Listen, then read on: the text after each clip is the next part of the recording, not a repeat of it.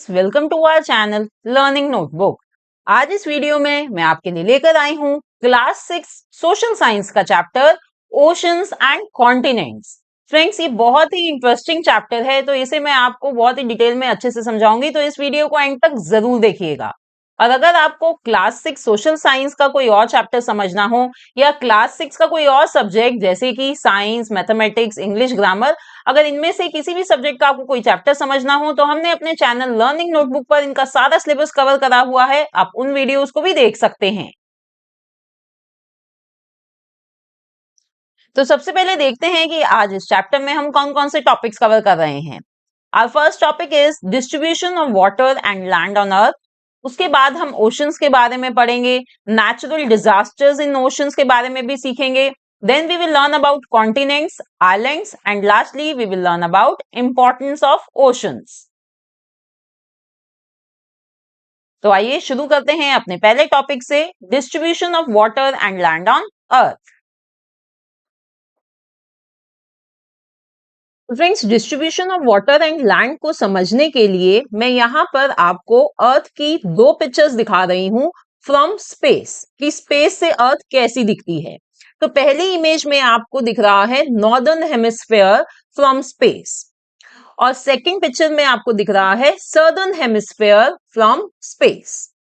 तो इन दोनों पिक्चर्स को देखकर क्लियरली हमें एक बात जरूर समझ में आ रही है कि अर्थ पर जो वाटर और लैंड है वो दोनों हेमिस्फेयर्स में इक्वली डिस्ट्रीब्यूटेड नहीं है। नॉर्दर्न हेमिस्फेयर में we can see that there is more land, यहां पर लैंड ज्यादा है as compared to water. But southern hemisphere में पानी, वाटर ज्यादा है एज कंपेयर टू लैंड, है ना। यही हमें समझ में आ रहा है इन दोनों पिक्चर से। So this is the distribution of water and land on अर्थ। अब दूसरी चीज जो समझने की है वो ये है कि ये जो लैंड आपको इधर दिखाई दे रहा है, ये क्या है? ये है continents. There are different continents on earth, तो these land they make continents on our planet earth.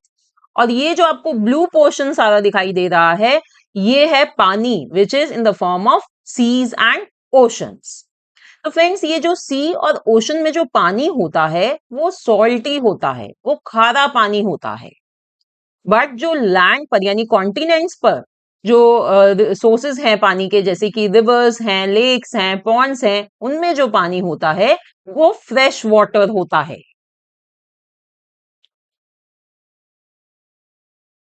The oceans together hold most of the water available on the planet.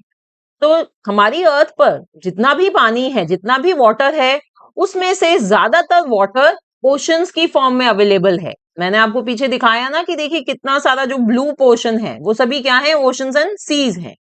And as I told you कि उसमें जो पानी होता है वो सारा salty होता है।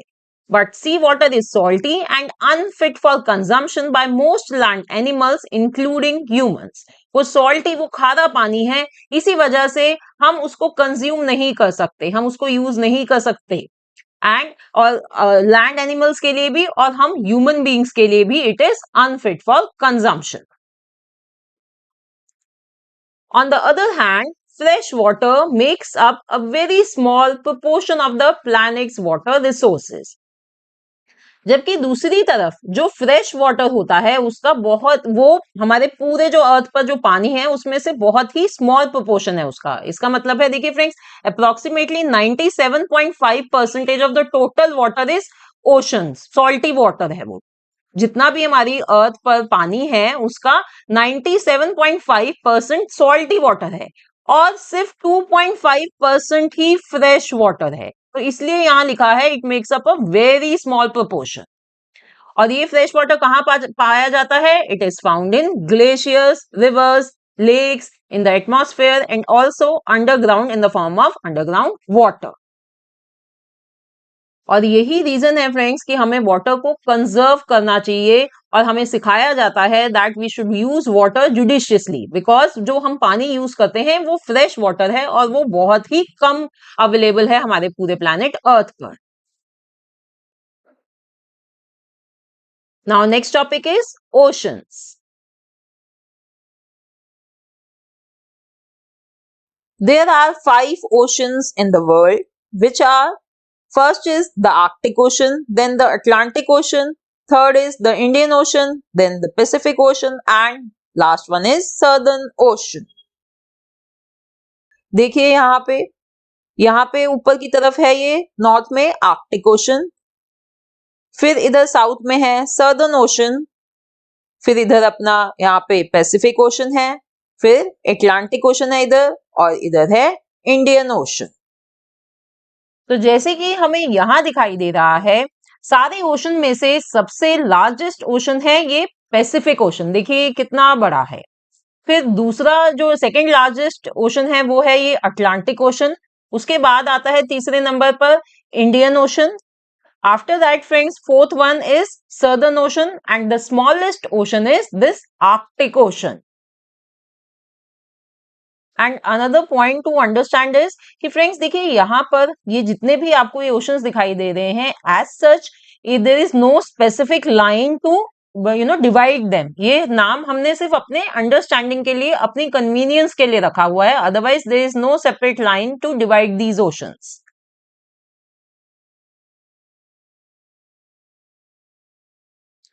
So as I told you, the Pacific Ocean is the largest of the 5 oceans, followed by the Atlantic Ocean. And the Indian Ocean is the third largest, with the Southern Ocean being the fourth. And the smallest of the 5 oceans is the Arctic Ocean. तो ये हमने size of the oceans भी यहाँ समझ लिया है। अब इन oceans में से जो ये इंडियन ओशन है, ये इंडिया के बिल्कुल नीचे है। इसे हम हिंद महासागर भी कहते हैं। तो आइए इसके बारे में समझ लेते हैं। The Indian Ocean is bordered by Asia to the north, Africa to the west and Australia to the east. So look here friends, ये है इंडियन ओशन, और जैसे कि हमें यहाँ दिखाई दे रहा है, इंडियन ओशन के नॉर्थ में यानी उसके ऊपर ये एशिया का कॉन्टिनेंट है, इसके वेस्ट में अफ्रीका है, और इसके ईस्ट में ऑस्ट्रेलिया है, और साउथ में it is connected to the Southern Ocean. देखिए साउथ में ये सदर्न ओशन से मिल रहा है, कनेक्टेड है उससे।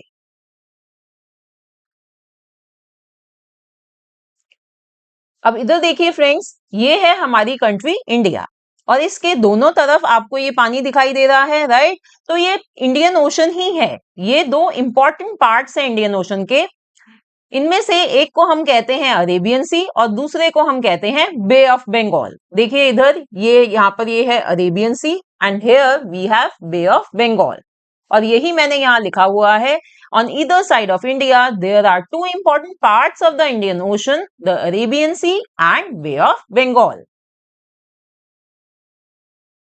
Next topic is marine life. The oceans are home to a wide variety of marine life. तो ये जो ओशंस हैं फ्रेंड्स, ये घर हैं बहुत ज्यादा वेराइटी ऑफ मरीन लाइफ के। मरीन लाइफ यानी कि मरीन फ्लोरा एंड फौना, यानी कि वो प्लांट्स एंड एनिमल्स जो ओशंस में रहते हैं, तो उनका घर है ये ओशंस।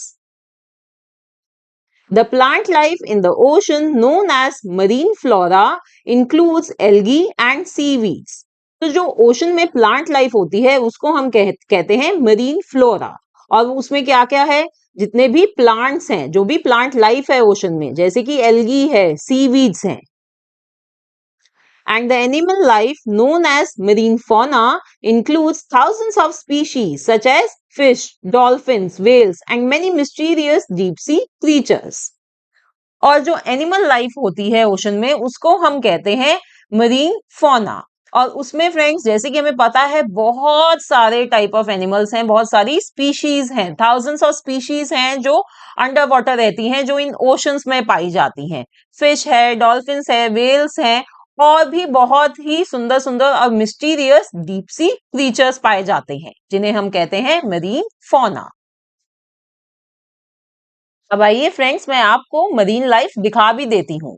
यहाँ देखिए, ये देखिए बहुत सारी फिश हैं, ये एक साथ ऐसे घूम रही हैं, ये ओशन में रहती हैं, और इनके आसपास आपको ये मरीन फ्लोरा दिखाई दे रहा है, सीवीड्स हैं, एल्गी है। ये देखिए इट इज सी टर्टल, ये भी ओशन में पाया जाता है। And can you tell me ये कौन सा क्रीचर है? Yes, it is jellyfish. ये भी ओशन में होती है। Now our next topic is natural disasters in oceans. तो फ्रेंड्स, ओशंस में कुछ नेचुरल डिजास्टर्स भी आते हैं। उसमें से पहला है cyclones. Oceans give rise to storms such as cyclones with extreme rainfall and strong winds. तो देखिए साइक्लोन्स क्या होते हैं? साइक्लोन एक तरह की एक स्टॉर्म है, जिसे हिंदी में साइक्लोन्स को हम क्या कहते हैं? चक्रवात। तो ओशंस में ये साइक्लोन्स आते हैं और वो अपने साथ क्या लेकर आते हैं? वो अपने साथ बहुत एक्सट्रीम रेनफॉल यानी बहुत ही तेज बारिश और बहुत स्ट्रॉन्ग विंड्स और बहुत ही तेज चलने वाली हवाएं लेकर आते हैं। जैसे कि मैं यहाँ आपको दिखाती हूँ, ये देखिए, ये आ रही है बहुत तेज बारिश और बहुत ही ज्यादा स्ट्रॉन्ग विंड्स चलती हैं। तो ये होता है चक्रवात यानी साइक्लोन और ये हिट करता है फ्रेंड्स कोस्टल एरियाज में। जो ओशन, जो समुद्र के आसपास के एरियाज होते हैं, वहां पर ये साइक्लोन्स आते हैं and they cause significant damage to coastal regions of the world. और फ्रेंड्स, बहुत ज्यादा डैमेज होता है जब इतनी तेज बारिश और इतनी तेज हवाएं चलती हैं, तो सिग्निफिकेंट डैमेज होता है कोस्टल रीजन्स पर। इससे रिलेटेड आई एम श्योर आपने न्यूज भी सुनी होगी, हमारी इंडिया में भी कई बार साइक्लोन्स आते हैं जिसमें चेतावनी दी जाती है कि कोस्टल रीजन्स को खाली करवा दिया जाता है, क्योंकि वहां पर बहुत तेज हवाएं चलनी शुरू हो जाती हैं। तो उससे पहले उन रीजन्स को खाली करा दिया जाता है जिससे कि इतना नुकसान ना हो। Now, next natural disaster in oceans is tsunami. It is another dangerous natural disaster that originates in the ocean. तो सुनामी भी फ्रेंड्स एक बहुत डेंजरस नेचुरल डिजास्टर होता है जो ओशन में ओरिजिनेट होता है। तो सुनामी में क्या होता है? Let's see. It is a huge and powerful wave usually triggered by a strong earthquake or a volcanic eruption beneath the ocean. तो सुनामी में बहुत ही ह्यूज, बड़ी बड़ी और पावरफुल वेव्स कोस्टल एरियाज को हिट करती हैं। तो ये जो इतनी ह्यूज और पावरफुल वेव्स हैं, ये कैसे बनती हैं? ये फ्रेंड्स ट्रिगर होती हैं अगर ओशन में कोई बहुत बड़ा अर्थक्वेक आ जाए या कोई वॉल्केनो फट जाए, एक वॉल्केनिक इरप्शन या स्ट्रॉन्ग अर्थक्वेक ओशन के नीचे वहां पर उसके बेड पर आए। तो जब ये जो वेव्स होती हैं, ये बहुत बड़ी बड़ी और पावरफुल हो जाती हैं और ये कोस्टल एरियाज को हिट करती हैं, जिसकी वजह से वहां पर बहुत डिस्ट्रक्शन हो सकती है। Tsunamis can travel over long distances and submerge coastal areas leading to widespread destruction. तो ये जो सुनामी है ये बहुत दूर दूर तक ट्रैवल कर सकती है और ये कोस्टल एरियाज को डुबो सकती है, leading to widespread destruction. जैसे मैंने आपको बताया, बहुत ज्यादा डिस्ट्रक्शन, बहुत ज्यादा तबाही मचा सकती हैं ये सुनामीज। जैसे कि अगर आपको याद हो 2004 में इंडियन ओशन में एक बहुत बड़ी सुनामी आई थी जिसने जो हमारे आइलैंड्स हैं, अंडमान एंड निकोबार आइलैंड्स, उनको बुरी तरह तबाह कर दिया था। वहां पर बहुत ज्यादा डिस्ट्रक्शन हुई थी और बहुत सारे लोग हमारे मर गए थे। तो ये जो सुनामी है फ्रेंड्स, ये बहुत ही डेंजरस नेचुरल डिजास्टर है जो ओशन में आता है। आइए मैं आपको दिखाती हूँ कि ये सुनामी कितनी खतरनाक होती हैं। ये देखिए, यहाँ पर देखिए, ये सुनामी है तो इनकी वेव्स को देखिए कितनी ऊंची हैं और कितनी पावरफुल हैं। आप ये देख रहे हैं, ये कोकोनट ट्रीज हैं, ये अप्रोक्सीमेटली 20 फुट के तो होंगे ही होंगे। और तो ये इतनी ऊंची सुनामी की वजह से ये वेव्स हो जाती हैं कि ये इनको देखिए, इनको कैसे दबा रही हैं, कैसे इनको बहाकर अपने साथ ले जाती हैं। तो सोचिए वहां पर जो लोग हैं, जो बाकी प्रॉपर्टी है, उसका क्या नुकसान होता होगा। तो बहुत ही डेंजरस नेचुरल डिजास्टर होता है ये tsunami. Now let's move to our next topic, continents. तो जैसे कि अभी मैंने आपको बताया, there are 7 continents of the world: Asia, Africa, Antarctica, Australia, Europe, North America and South America. So let's start with Asia first. Asia is the largest continent in the world. तो जो Asia है वो सबसे largest continent है सातों continents में। Largest continent का मतलब ये है कि भाई जो उसका एरिया है वो सबसे ज्यादा है। जैसे कि आप इधर देख सकते हैं, ये पूरा जो येलो कलर का ये पूरा एरिया है, ये एशिया का है। तो Asia is the largest continent in the world. और दूसरी बात स्टूडेंट्स, एट टाइम्स आप टर्म सुनेंगे यूरेशिया, वो क्या होती है? Europe and Asia are sometimes refer to as a single continent known as Eurasia. Europe और ये एशिया, इन दोनों को कई बार एक सिंगल कॉन्टिनेंट की तरह रेफर करा जाता है और दोनों का नाम मिलाकर रेफर करा जाता है यूरेशिया। ये होती है वो term. Now next point is that Asia is surrounded by Arctic Ocean to the north. देखिए इधर ये जो एशिया है, ये जो कॉन्टिनेंट है, इसके नॉर्थ में आर्कटिक ओशन है। Then Indian Ocean to the south, इसके साउथ में ये इंडियन ओशन है। और पैसिफिक ओशन है ईस्ट में, इधर ये देखिए। And then Europe and Mediterranean countries to the west. अब यहाँ पे और ये जो वेस्ट साइड में ये यूरोप और मेडिटेरेनियन कंट्रीज हैं, जिसमें आती हैं जैसे कि आपकी इटली आ गई, स्पेन, फ्रांस, सीरिया, ऐसी कंट्रीज हैं इसकी west. Africa is the second largest continent in the world. तो ये जो अफ्रीका है वो सेकेंड लार्जेस्ट कॉन्टिनेंट है वर्ल्ड का। सेकेंड लार्जेस्ट जब मैं कह रही हूं तो इसका मतलब है कि इन टर्म्स ऑफ लैंड मास वो सेकेंड लार्जेस्ट कॉन्टिनेंट है। अब उसके आसपास क्या क्या है? It is surrounded by Mediterranean Sea to the north. इधर देखिए, ये इधर होता है ये मेडिटेरेनियन सी नॉर्थ में अफ्रीका के। फिर Atlantic Ocean to the west, इसकी वेस्ट साइड में देखिए ये अटलांटिक ओशन। और फिर Indian Ocean and Red Sea to the east.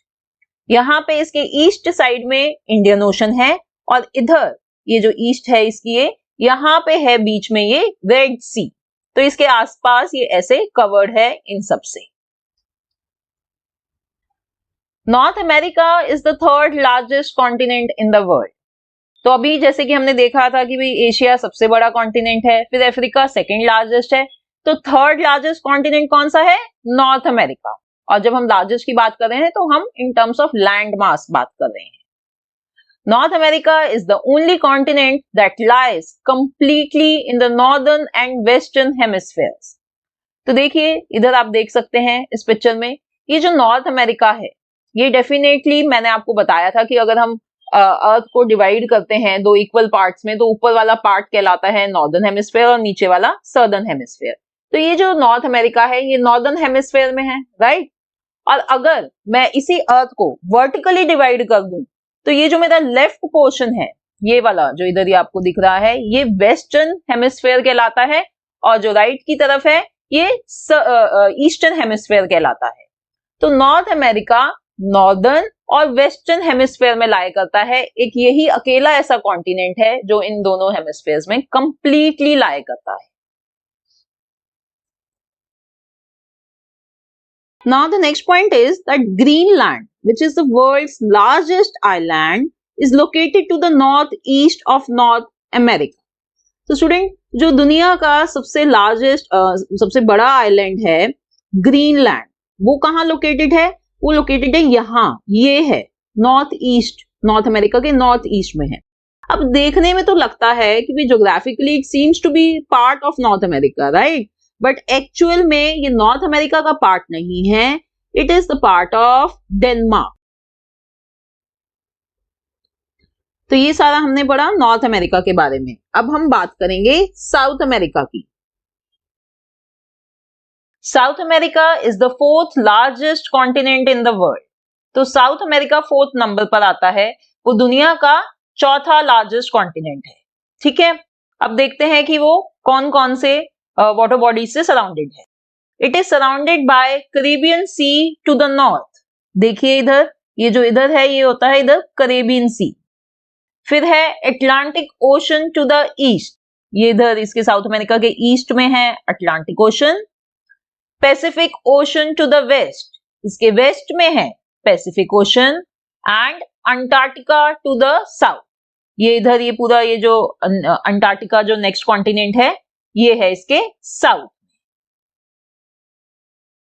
Antarctica which is the southern most continent is permanently covered in ice. देखिए ये बहुत इंपॉर्टेंट पॉइंट है अंटार्कटिका का कि ये जो है ये हमेशा ही आइस से कवर्ड रहता है। ऐसा क्यों है? क्योंकि ये साउथ पोल पे है, ये सदर्न मोस्ट कॉन्टिनेंट है, वहां पे हमेशा आइस ही रहती है, तो बहुत ठंडी जगह है। और इसी वजह से it is also known as white continent. तो इसी वजह से इसको व्हाइट कॉन्टिनेंट कहते हैं, क्योंकि जो स्नो है, आइस है, वो सारी व्हाइट होती है, तो इस वजह से इसका व्हाइट कॉन्टिनेंट भी कहा जाता है इसे। And it is the 5th largest continent, और ये 5वें नंबर पे आता है in terms of area. Europe is the world's 2nd smallest continent. तो देखिए इधर ये है यूरोप, और ये वर्ल्ड का 2nd नंबर पर स्मॉलेस्ट कॉन्टिनेंट है। सबसे छोटा कॉन्टिनेंट है ऑस्ट्रेलिया, ऑस्ट्रेलिया के बाद आता है Europe. Australia is the smallest continent in the world and is an island. तो ऑस्ट्रेलिया सबसे छोटा कॉन्टिनेंट है, 7 कॉन्टिनेंट्स में से सबसे छोटा कॉन्टिनेंट है ऑस्ट्रेलिया। जैसे कि आप इधर देख सकते हैं, ये ऑस्ट्रेलिया इन सब में से सबसे छोटा है, और वो एक आइलैंड है। ऑस्ट्रेलिया एक आइलैंड भी है स्टूडेंट्स। आइलैंड का मतलब कि ये चारों जो इसकी जो it is surrounded by water bodies, by water from all the sides. चारों तरफ से वो पानी से सराउंडेड है। और कौन सी वाटर बॉडीज है वो? पैसिफिक ओशन और इंडियन ओशन। ठीक है, यहाँ पे आप जैसे देख सकते हैं, एक तरफ इंडियन ओशन है और दूसरी तरफ पैसिफिक ओशन है। अब हम फ्रेंड्स सीखेंगे आइलैंड्स के बारे में। So what is an island? Island is a body of land completely surrounded by water. तो आइलैंड्स एक ऐसा लैंड मास होता है जो सारी तरफ से पानी से घिरा हुआ होता है। Continents are also surrounded by water, but because they are so big, they are not considered islands. Friends, continents भी सारी तरफ से पानी से घिरे हुए होते हैं, बट वो काफी बड़े होते हैं एज कंपेयर टू आइलैंड्स, तो उनको हम आइलैंड कंसीडर नहीं करते। यही मेजर डिफरेंस होता है आइलैंड्स और कॉन्टिनेंट्स में, कि जो आइलैंड्स होते हैं वो छोटे होते हैं, वो छोटा लैंडमास होता है, और कॉन्टिनेंट्स बड़े होते हैं। Islands can be found in ocean, seas, lakes और रिवर्स। ये जो आइलैंड्स होते हैं ये ओशंस में भी हो सकते हैं, सीज में भी हो सकते हैं, जैसे कि हमारे अंडमान एंड निकोबार आइलैंड्स हैं और लक्षद्वीप आइलैंड्स हैं, राइट, वो सीज में हैं। और ये लेक्स या रिवर्स में भी हो सकते हैं। They are often group together to form archipelago और आइलैंड चेन। अगर बहुत सारे आइलैंड्स होते हैं आसपास तो उनको हम ग्रुप कर देते हैं और वो कहलाते हैं आर्किपेलागो और island chain. The two main island groups are the Andaman and Nicobar Islands in the Bay of Bengal and the Lakshadweep Islands in the Arabian Sea. अगर फ्रेंड्स हम इंडिया की बात करते हैं तो हमारे यहाँ पर 2 मेन आइलैंड ग्रुप्स हैं। एक है बे ऑफ बंगाल में, जो है अंडमान एंड निकोबार आइलैंड्स। ये जो है फ्रेंड्स, ये भी आर्किपेलागो है। इसमें अराउंड 572 आइलैंड्स को ग्रुप किया हुआ है। इसी तरह से लक्षद्वीप आइलैंड्स हैं अरेबियन सी में, वो भी आर्किपेलागो हैं। It consist of how many islands? Around 36 islands are there in Lakshadweep islands. Okay, Greenland is the largest island in the world. और अगर हम वर्ल्ड की बात करें तो सबसे बड़ा आइलैंड है Greenland. It is the largest island in the world. Now our next topic is importance of ocean. Oceans are essential to the environment and influence many aspects of our lives, even if we don't always realize it. तो देखिए friends, oceans जो हैं ये बहुत ज्यादा important हैं, essential हैं हमारे एनवायरनमेंट के लिए, और ये हमारी लाइफ को भी इन्फ्लुएंस करते हैं बहुत तरीकों से, चाहे हम इस बात को रियलाइज करें या ना करें। जैसे कि oceans, they are the key part of the earth's water cycle, helping to produce rainfall. Oceans जो हैं, जो अर्थ की हमारी वाटर साइकिल है, उसका एक बहुत इंपॉर्टेंट पार्ट है, और जिसकी वजह से क्या होता है? जिसकी वजह से हमारे अर्थ पर बारिश होती है। Without oceans there would be no rain and the earth would become a desert. अगर ओशंस नहीं होंगे तो पानी नहीं होगा, इवेपोरेशन नहीं हो पाएगी, क्लाउड्स फॉर्म नहीं हो पाएंगे। क्लाउड्स फॉर्म नहीं होंगे तो कोई बारिश नहीं होगी, और जब अगर बारिश नहीं हुई तो अर्थ क्या बन सकता है? अर्थ एक डेजर्ट, एक रेगिस्तान बन जाएगा।